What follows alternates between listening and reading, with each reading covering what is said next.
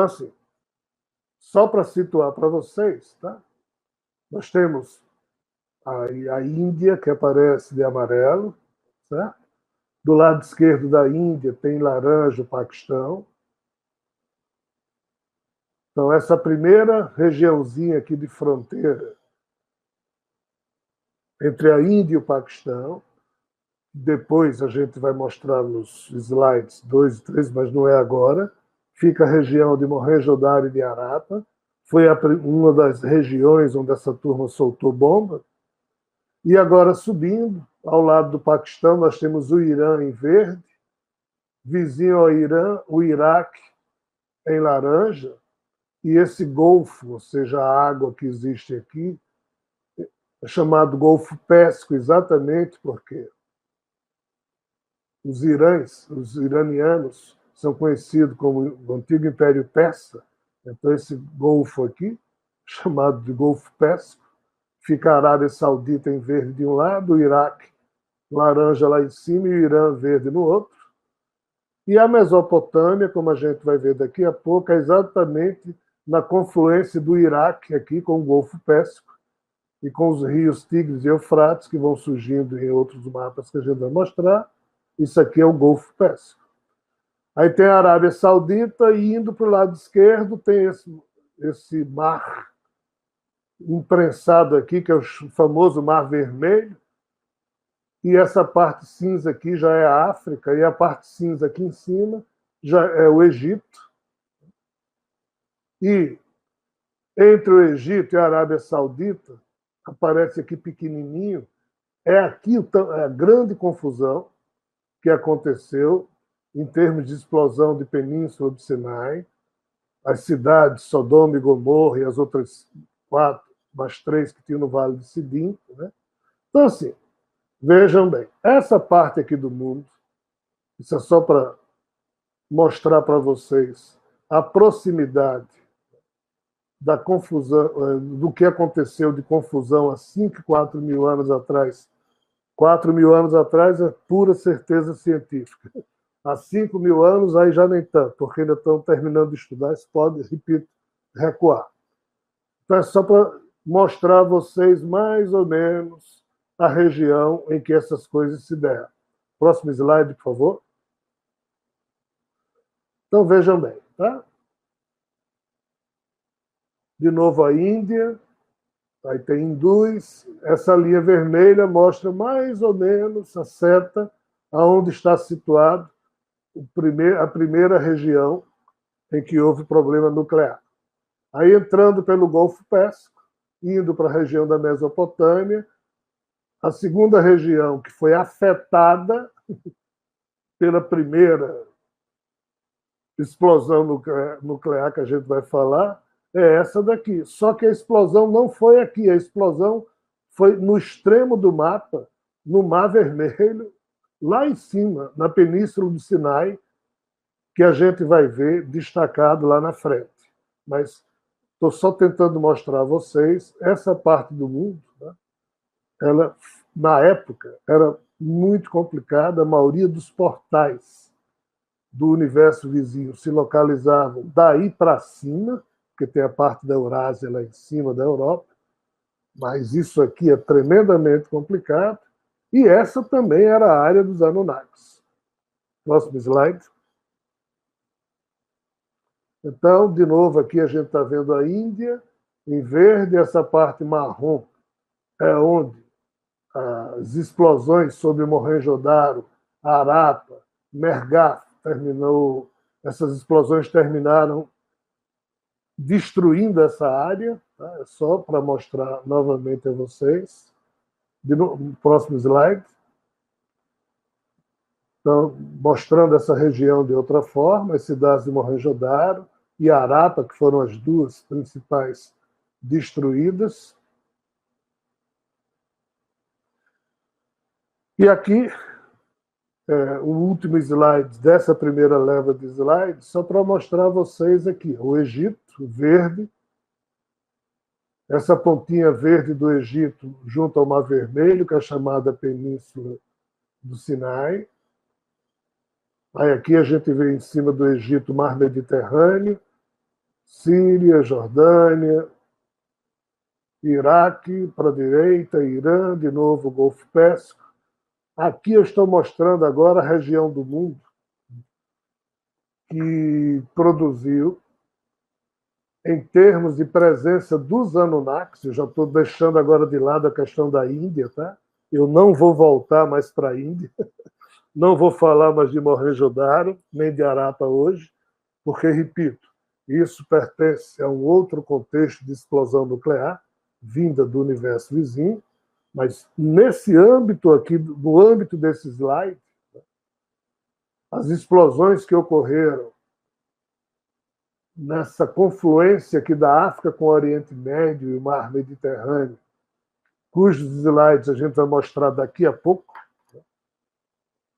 Aqui o problema foi tremendamente sério e a gente vai explorar agora a história do que aconteceu aí, para a gente poder ter noção mais precisa do que Javé, Lemion, Enki, Enlil fizeram, do que Sofia não fez, o que é que houve há 4.000 anos atrás, o que é que houve há 2.000 anos atrás, e um pouco do que poderia ter ocorrido ano passado. E todos esses eventos estão, vamos assim dizer, interligados. E, Léo, o Cris, pode tirar o mapa. Não preciso do slide durante um tempo. Então, assim,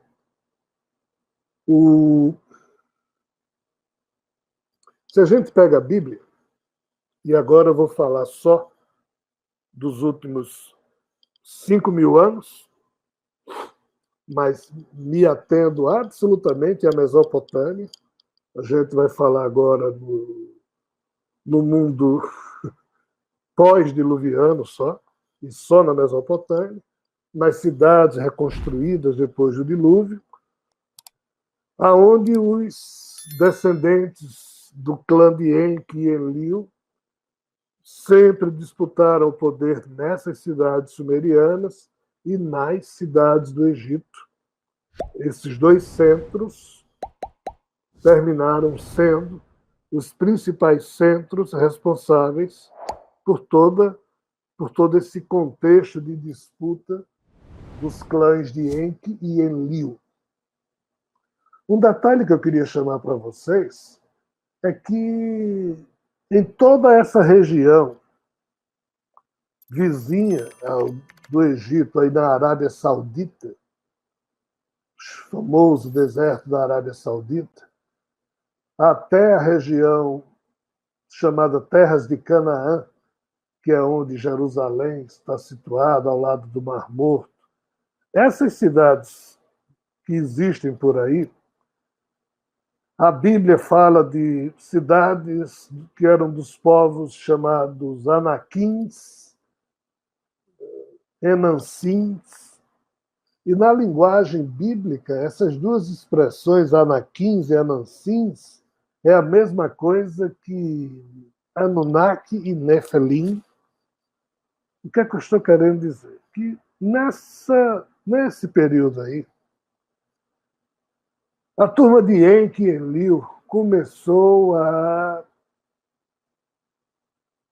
desobedecer uma regra que o pai deles, Anu, havia traçado lá atrás, de que os Anunnakis não deveriam transar com seres humanos, ainda que houvesse a compatibilidade genética, ainda que a questão genética dos Anunnakis, aquele fato de 2, 3, 4% do genoma produzir proteínas, e o resto ser chamado de DNA lixo, até nisso os Anunnakis eram semelhantes aos humanos, ou os humanos eram semelhantes aos Anunnakis, já que eles são mais velhos. Né? Mas Anu havia dito para eles não fazerem isso. Só que eles fizeram. Eles quem? Não necessariamente Enki e Enlil no primeiro momento, mas outras linhagens de Anunnakis. Não existe só uma linhagem de Anunnaki. Aqui a gente tem que entender isso. Nós, humanos, somos só uma linhagem de seres humanos.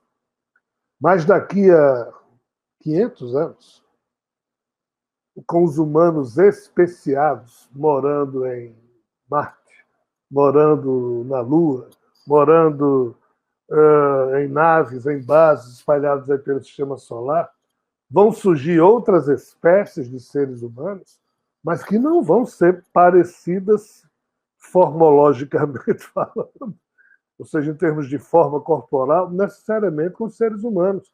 Vão começar a desenvolver aspectos físicos diferenciados, e daqui a alguns outros séculos também, ou mais, seres humanos vão estar chipados, vão estar meio que biônicos. Então, o que eu estou querendo dizer é que daqui a 1000 anos, 2000 anos, 10.000 anos, o que seja, não vai existir só uma linhagem de seres humanos. Deverão existir várias estirpes, várias linhagens de seres humanos no sentido de possuírem corpos diferentes. Mas a questão cerebral, essa não muda. Aquilo que produz o psiquismo humano, o tirocínio humano, o jeito humano de ser comum à natureza humana, isso vai estar presente em todas essas linhagens humanas que serão produtos da especiação. O fato é que os Anunnakis já vêm se especiando há um bom tempo.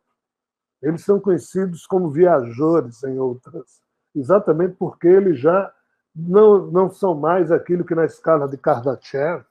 A escala de Kardashev é aquela história de civilização tipo 1, 2 e 3, no sentido de que são civilizações que aprenderam a usar a energia da estrela, do sistema estelar que eles pertencem, mas também já desenvolvem, consomem mais energia, tirando disso e daquilo. Os Anunnakis já saíram do mundo deles e já terminaram viajando muito, ainda que não tenham edificado bases em muitos mundos. Eles tinham muito em Marte e aqui na Terra, e hoje foram expulsos dos dois lugares.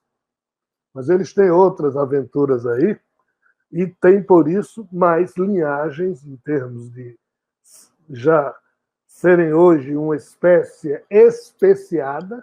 Os Anunnakis, que vieram para a Terra há 400 mil anos, foram se adaptando às circunstâncias da Terra. A turma Anunnaki continuou vivendo em Nibiru, lá continuou, e a turma que ficou aqui na Terra, decorridos 400 mil anos depois, adquiriram alguns complementos na sua condição física que ninguém em Nibiru tem.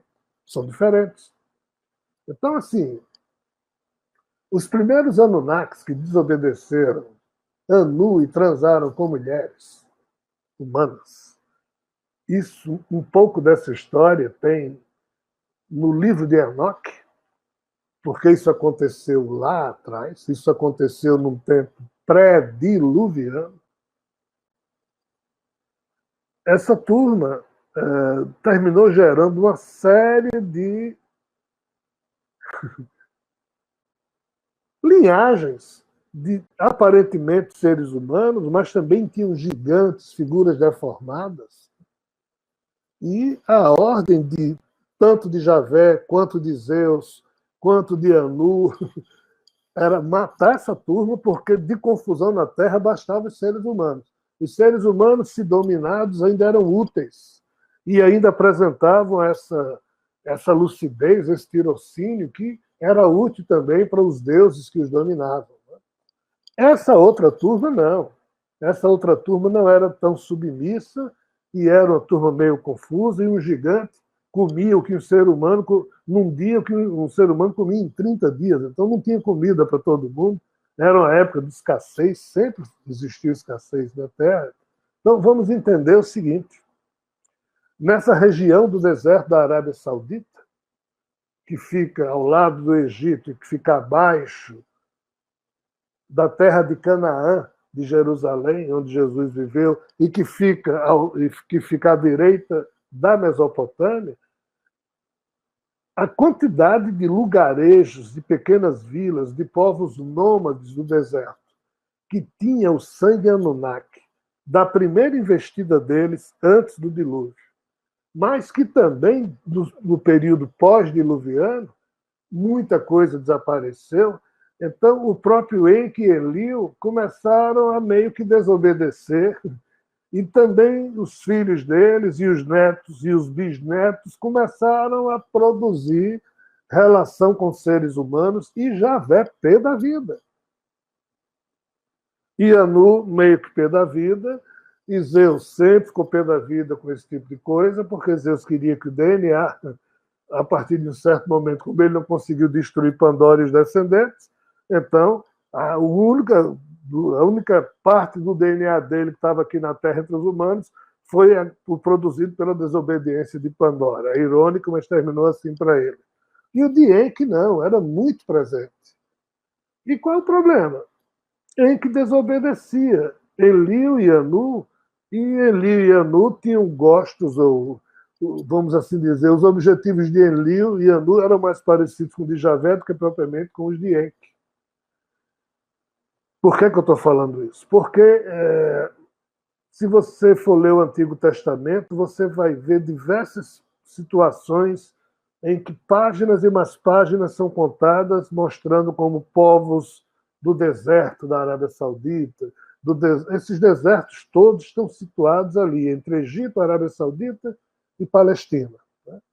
Ali, toda hora morria gente, e morria gente nesse tipo de descarte que eu estou falando.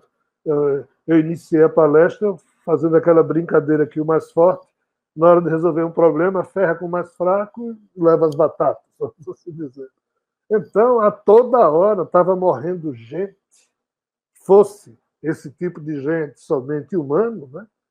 Fosse esse tipo de gente misturado de humano com alguma dessas faces aí que eu estou falando. Para continuar assistindo a essa palestra completa, acesse o nosso portal de conhecimento.